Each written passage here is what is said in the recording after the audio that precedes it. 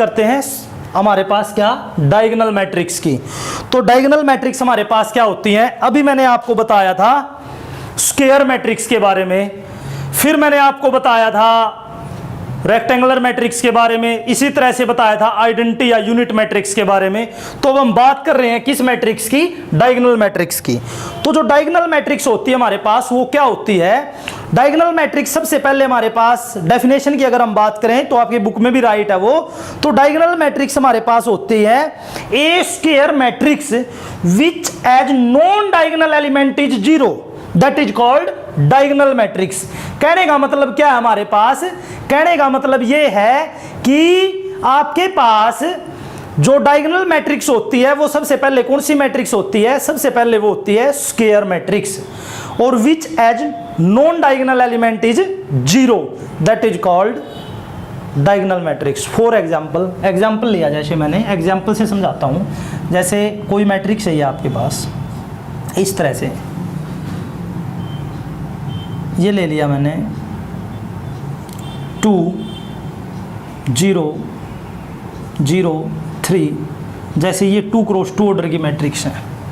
अब कोई भी मैट्रिक्स ले लेता हूँ इसी तरह से 3 क्रॉस 3 की ले ली मैंने, तो मैंने ली 1 2 3 सॉरी 1 0 0 0 2 0 0 0 3, जैसे ये ले लिया।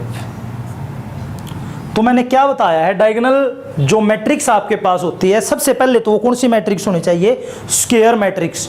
तो स्क्वायर मैट्रिक्स का होना सबसे जरूरी है। तो ये स्क्वायर मैट्रिक्स है या नहीं है, आप देखेंगे तो ये 2 क्रॉस 2 ऑर्डर की मैट्रिक्स है, रो और कॉलम क्या है, इक्वल है। उसके बाद क्या बताया डायगोनल मैट्रिक्स के अंदर कि जो नॉन डायगोनल एलिमेंट है ना वो हमारे पास क्या होंगे, जीरो होंगे। Non diagonal element zero. Non diagonal element zero से मतलब क्या है, बोलोगे सर डायगोनल तो ये भी है ये भी है, जैसे मैंने यूनिटी आइडेंटिटी मैट्रिक्स में आपको बताया था। बिल्कुल सही बात है आपकी। तो जो प्रॉपर अगर हम डेफिनेशन की बात करें डायगोनल मैट्रिक्स की तो वो यही है हमारे पास, जिस टाइम पे हमारे पास I इक्वल टू जे होता है, I इक्वल टू क्या होता है, जे, I इक्वल टू जे, उस टाइम पे हमारे पास कोई भी वैल्यू क्या होगी, कांस्टेंट होगी।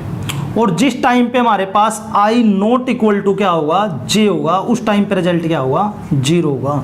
तो कहने का मतलब क्या समझे आप, सबसे पहले तो वो कौन सी मैट्रिक्स होनी चाहिए, स्क्वायर मैट्रिक्स होनी चाहिए। और which has non diagonal element is zero, तो नॉन डायगोनल एलिमेंट से मतलब क्या है, I not equal to j, जिस टाइम पे है उस टाइम पे हमारे पास क्या रिजल्ट मिलना चाहिए, जीरो रिजल्ट मिलना चाहिए। सिंपल सी बात ये है, तो वो हमारे पास क्या हो जाएगी, डायगोनल मैट्रिक्स हो जाएगी। और सब बात करते हैं अब हम किसकी, स्केलर मैट्रिक्स की। तो स्केलर मैट्रिक्स के लिए जो स्केलर मैट्रिक्स होती है वो मैट्रिक्स सबसे पहले क्या होनी चाहिए, a diagonal matrix, a diagonal matrix which has diagonal element is same, that is called scalar matrix, that is called scalar matrix. आपके पास क्या बताया है मैंने आपको कि जो स्केलर मैट्रिक्स आपके पास है सबसे पहले तो वो क्या होनी चाहिए, आपके पास डायगोनल मैट्रिक्स होनी चाहिए। डायगोनल मैट्रिक्स से मतलब समझ गए होंगे आप कि हमारे पास जो डायगोनल मैट्रिक्स की जो डेफिनेशन है वो क्या है आपके पास, वो आपके पास है नॉन डायगोनल एलिमेंट क्या होने चाहिए, उसके जीरो होने चाहिए, और वो क्या होती है, स्क्वायर मैट्रिक्स भी होती है। तो सेम बात आपके पास स्केलर मैट्रिक्स जो आपके पास होती है वो आपके पास क्या होते हैं, जो नॉन डायगोनल एलिमेंट होते हैं वो तो जीरो होते ही हैं, और जो डायगोनल एलिमेंट होते हैं वो हमारे पास सेम होते हैं। जैसे मैंने एग्जांपल लिया ये 2 0 0 0 2 0 0 0 2। कहने का मतलब क्या है कि ये जो आपके पास स्केलर मैट्रिक्स है उसके अंदर क्या डेफिनेशन होती है, जो स्केलर मैट्रिक्स आपके पास है सबसे पहले तो वो कौन सी मैट्रिक्स होनी चाहिए, डायगोनल मैट्रिक्स होनी चाहिए। तो डायगोनल मैट्रिक्स की दो कंडीशन थी, क्या क्या, एक तो जो नॉन डायगोनल एलिमेंट है वो हमारे पास क्या होने चाहिए, जीरो होने चाहिए, और दूसरी वो क्या होनी चाहिए, स्क्वायर मैट्रिक्स होनी चाहिए। तो दोनों देखो डायगोनल वाली बातें है ना कि जो नॉन डायगोनल एलिमेंट हमारे पास क्या है, जीरो है। नॉन डायगोनल एलिमेंट से मतलब क्या, जो मैंने आपके पास डायगोनल मैट्रिक्स में ये बात बताई है कि जिस टाइम पे i not equal to j है उस टाइम पे रिजल्ट क्या, जीरो। तो ये हमारे पास क्या होगा, नॉन डायगोनल एलिमेंट। और i इक्वल टू j जिस टाइम पे हमारे पास है उस टाइम पे रिजल्ट क्या होगा, कोई जो कांस्टेंट होगा वो क्या होगा आपके पास, सेम होगा। क्या होगा, सेम। किसके अंदर, स्केलर मैट्रिक्स के अंदर।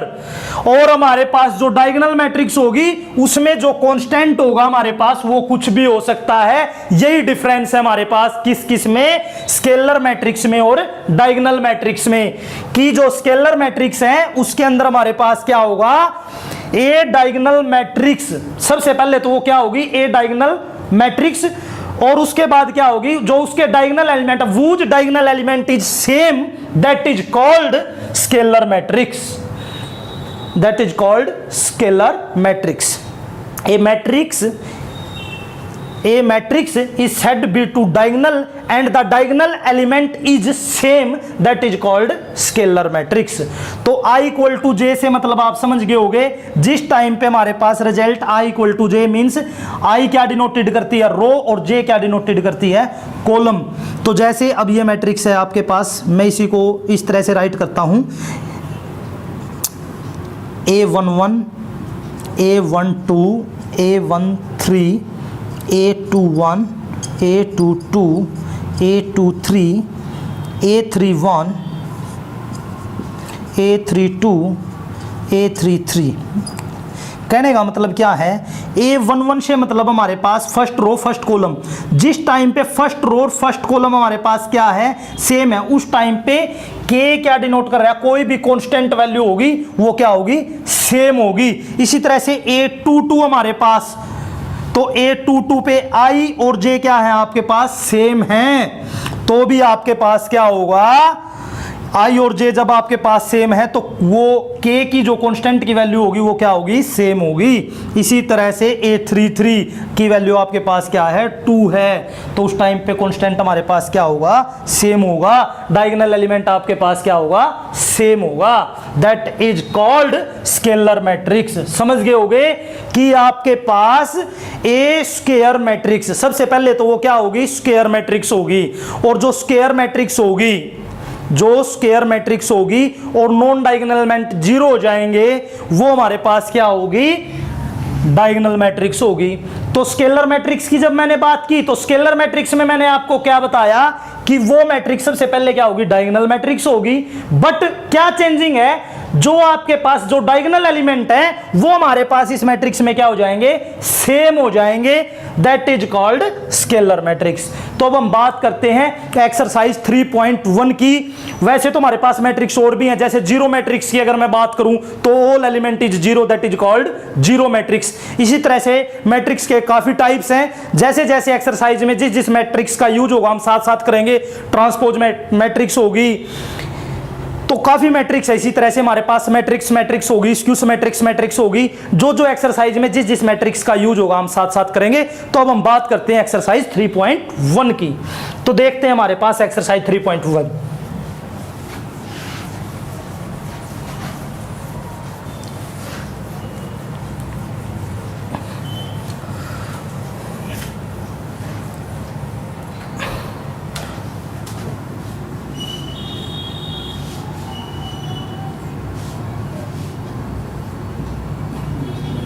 एक्सरसाइज 3.1 बिल्कुल इजीएस्ट एक्सरसाइज, बुक निकाल ले वही।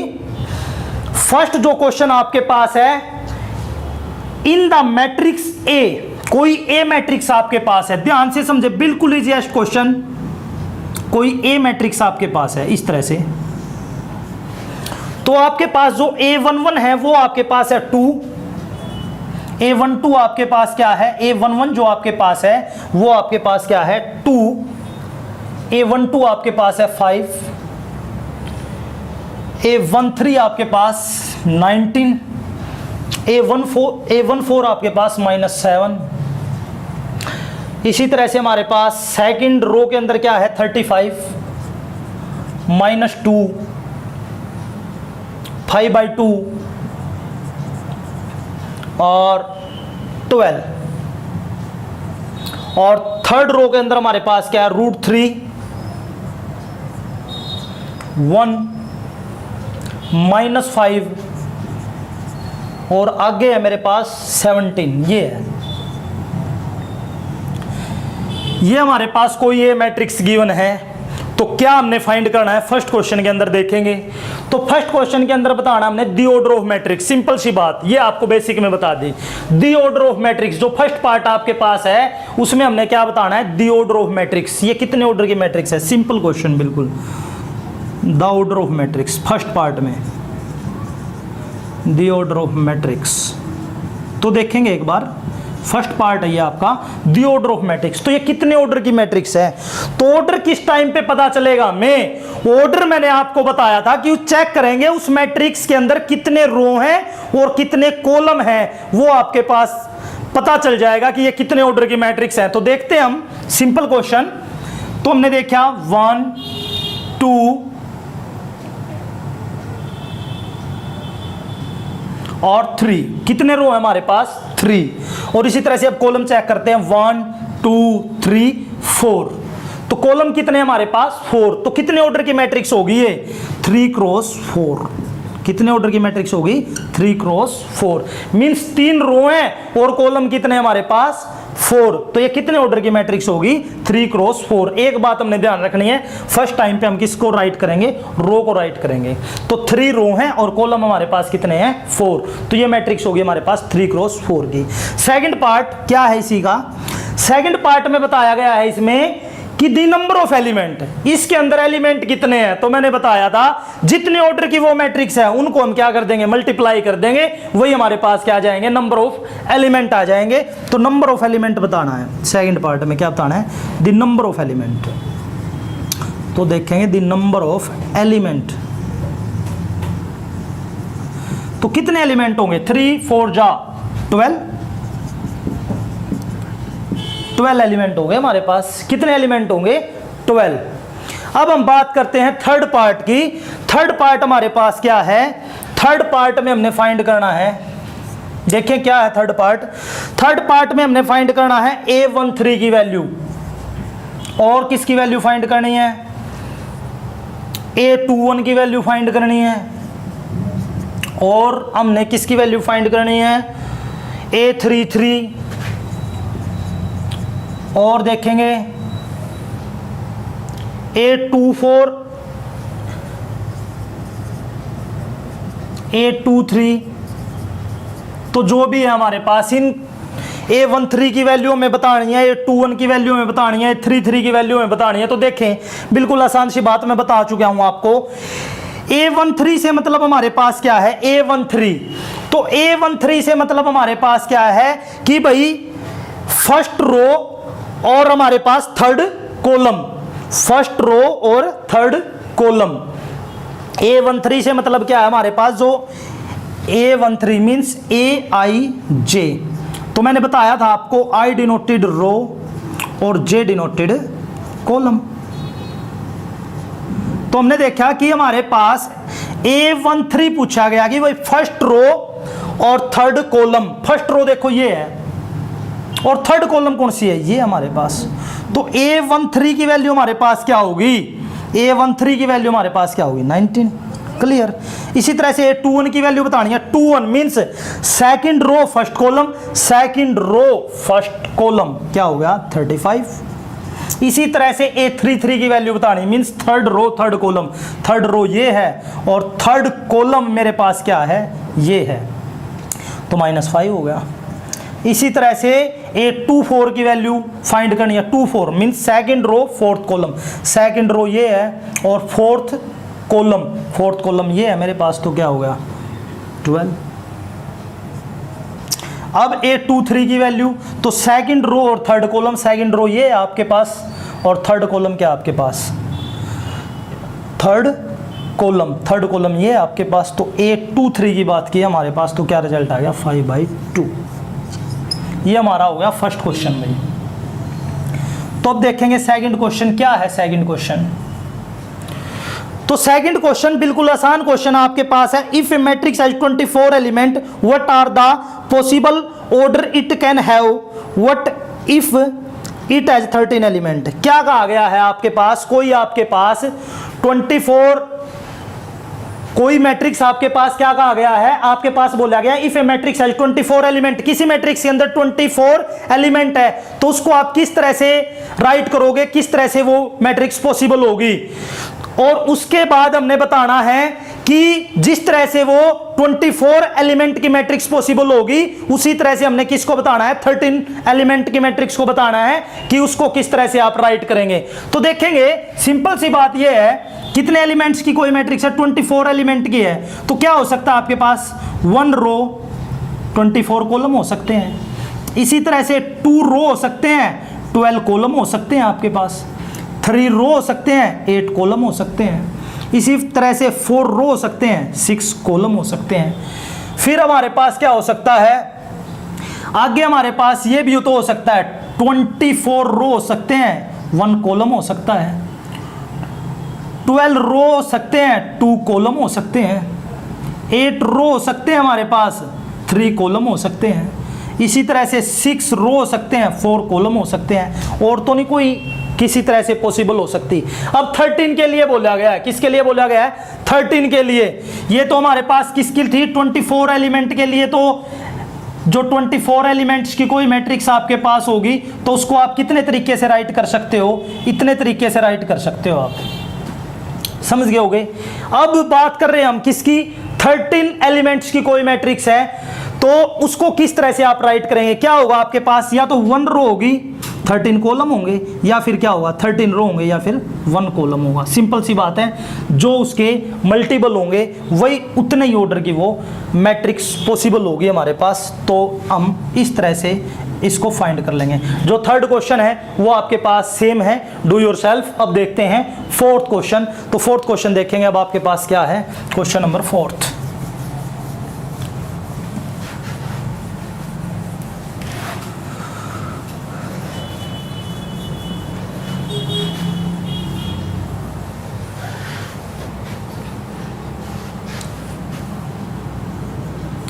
तो फोर्थ क्वेश्चन आपके पास क्या है, आपने क्या फाइंड करना है फोर्थ क्वेश्चन के अंदर, constructed a 2x2 matrix A equal to aij, right the element are given by.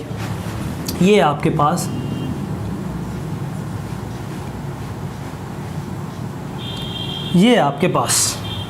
और आपने क्या फाइंड करना है, जो स्टेटमेंट आपके पास है, we are the element are given by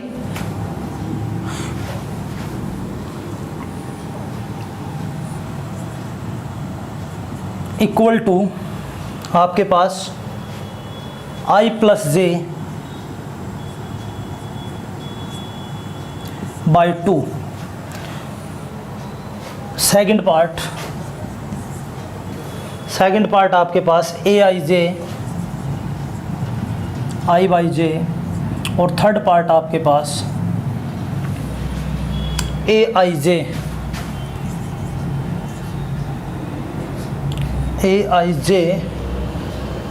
equal to i plus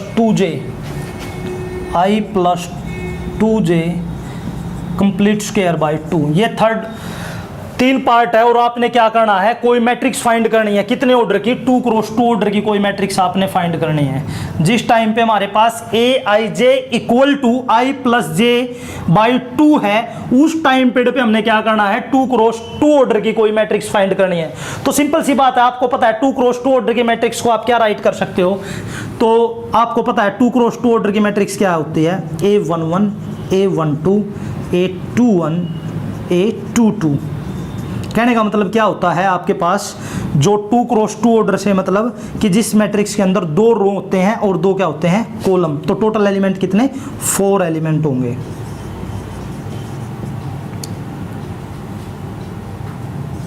कितने एलिमेंट होंगे, 4 एलिमेंट होंगे। तो A11, A12, A21, A22 ये वैल्यू हमने फाइंड करनी है किस रिजल्ट के लिए, जिस टाइम पे कोई मैट्रिक्स हमारे पास क्या है, ये है Aij equal to I plus J by 2। तो ये रिजल्ट है। जब हम A11 की वैल्यू फाइंड करेंगे, देखेंगे फर्स्ट पार्ट, A11 की वैल्यू मैंने फाइंड की, स्टेटमेंट है मेरे पास ये। तो Aij I plus J, I की जगह पे मैंने क्या पुट कर दिया, A11 को